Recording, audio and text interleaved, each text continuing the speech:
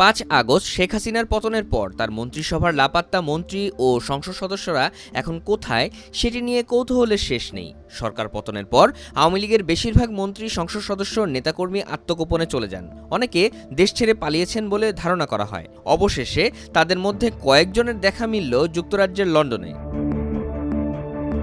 8 December east লন্ডনের impression venue হলে যুক্তরাজ্য আওয়ামী লীগের উদ্যোগে শেখ হাসিনার ভার্চুয়াল সমাবেশ হয়। এই সমাবেশে প্রথমবারের মতো প্রকাশ্যে দেখা যায় সাবেক মৎস্য ও প্রাণিসম্পদ মন্ত্রী আব্দুর রহমান, সাবেক প্রবাসী কল্যাণ ও বৈদেশিক কর্মসংস্থান প্রতিমন্ত্রী শফিকুর রহমান চৌধুরী, সাবেক সংসদ সদস্য হাবিবুর রহমান হাবিব, সাবেক মন্ত্রিপরিষদ সচিব কবির বিন আনোয়ার, যাদের প্রত্যেকের বিরুদ্ধে দেশে একাধিক মামলা রয়েছে। আওয়ামী লীগের সভাপতিমণ্ডলীর সদস্য আব্দুর রহমান ফরিদপুর 1 আসনের সংসদ সদস্য ছিলেন।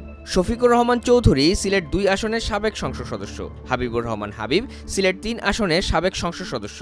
সাবেক মন্ত্রিপরিষদ সচিব কবির বিন আনোয়ারকে গত 5 জানুয়ারি আওয়ামী লীগের নির্বাচন পরিচালনা কমিটির কো-চেয়ারম্যান করা হয়।